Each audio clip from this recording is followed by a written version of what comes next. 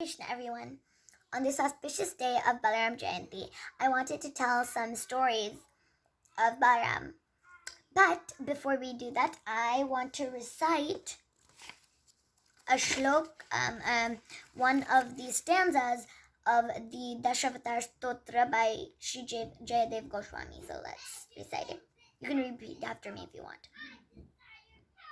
वः शिवपुषि विशदेवसानं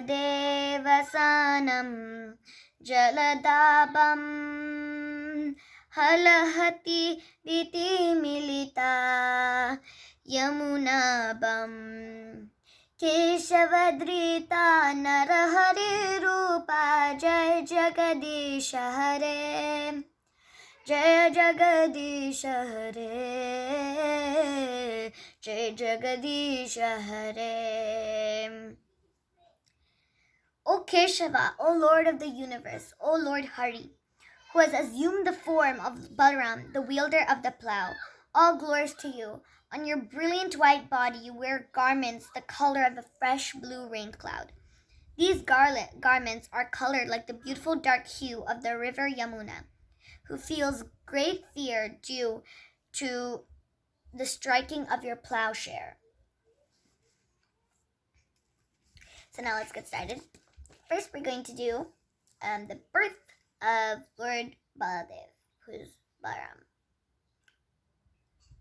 So after Kamsa found out that the 8th son of Devaki was going to be the cause of his death, he took Devaki and Vasudeva and threw them in prison and killed like 6 of their babies in a row. And when the 7th baby of Devaki was, when he was in the womb of Devaki, Balaram was in the womb of Devaki. And so Yogamaya transferred Lord Balaram from Devaki's womb to the womb of Rohini in Vrindavan, where he can be safe from King Kamsa. On the most auspicious full moon day of Shravana month, the Lord Balaram was born. His body was white like a lotus flower. His garments were like blue and like the colors of Yamuna, and he was like shining like the full moon. And he was also born on a Purnima, so that's nice. He is none other than Ananta Shesha, and he is so beautiful because he is the expansion of Lord Krishna himself. So that's why he's so beautiful. Well, now let's move on to the pastimes of Lord Balaram. So first we're going to hear the Dhenukasura story. So once Krishna, Balaram, and all their friends were playing in the forest, and the boys, they decided they wanted to eat the fruits from a forest called Talavan. So they told Krishna and Balaram, "My dear Krishna and Balaram, you both are very strong. And here close by, there is a forest called Talavan. And in that forest, there's so many nice fruits. But since there's a demon, Dhenukasura, guarding the place, not even animals and no one has tasted the fruit, and animals don't live there." So they said, "Krishna and Balaram, you're very strong. Can we please go there and taste the delicious fruits?" So Lord Krishna and Balaram said yes, and they went to the forest of Talavan. There, Balaram, who was so strong, shook a tree, and all the fruits in the tree fell down. And when Dhenukasura heard the sound of fruits falling down, he got very angry. So he came and found Balaram was shaking the trees and the fruits were falling down, and he kicked Balaram one time. The first time Balaram didn't care, but when Dhenukasura hit him the second time, Balaram grabbed Dhenukasura by the legs and whirled him in the air and threw him on top of a palm tree. And then Dhenukasura's friends also came and did this.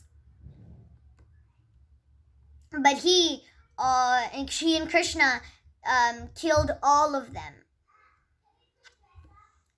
So later they collected a lot of the fruits and took it to Vrindavan and they all ate the fruits happily.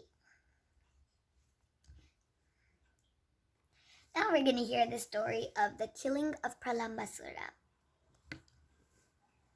So one day, while Krishna and Balaram were playing with the cowherd boys, a great demon named Pralambasura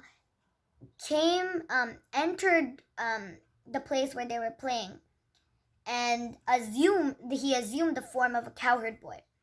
So his intention was to kidnap Balaram and Krishna. So Krishna knew his plan, and he decided, let's play a game with this demon. He decided the game. So he split his friends into two teams. Some of them were on the side of Krishna, and some of them were on the side of Balaram. And the condition of the game was that whoever lose, they had to carry the members of the winning team on their back, like a horse carries its master. So the party of Balaram won. So Krishna's team had to carry them on their backs, and Pralambasura was on Krishna's team, and he had to carry Lord Balaram on his back, just as he had planned. He took Balaram away from the others, and even though the demon was very strong and powerful, he didn't know that Lord Balaram was the supreme personality of Godhead himself. He could not carry Balaram, and suddenly he assumed his real form, because he needed to have his real form to carry Lord Balaram, because Lord Balaram was so heavy. And Balaram, realizing what happened, struck the head of the demon with his fist, and the demon fell down dead, just like a snake with a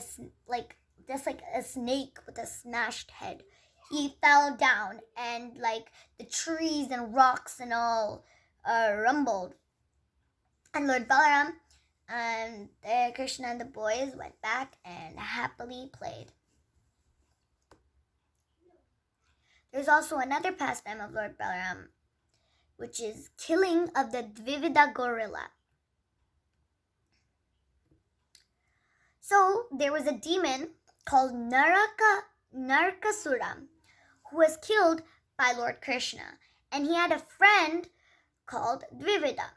And Dvivida, since Krishna killed his friend, he wanted to get revenge because Krishna killed his friend. So he used to disturb everyone by setting fire to their homes.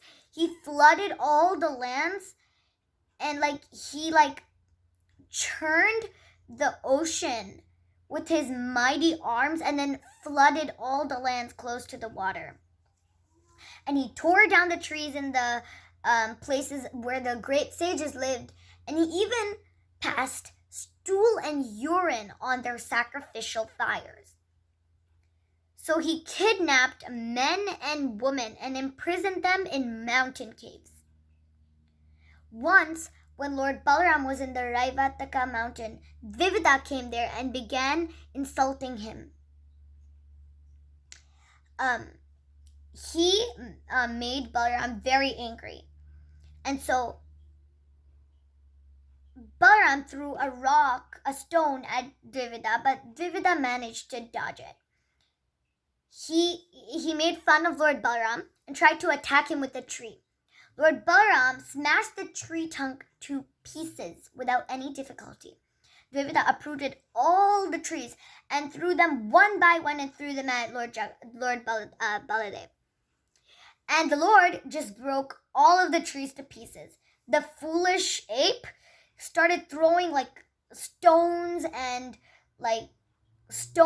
rocks and everything, and Lord Balaram crushed all of them to powder.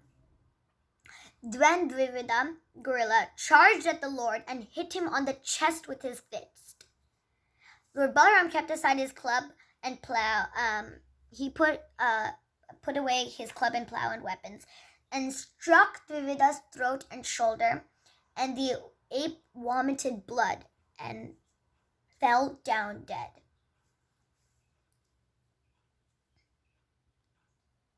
So that's it for the stories we have today.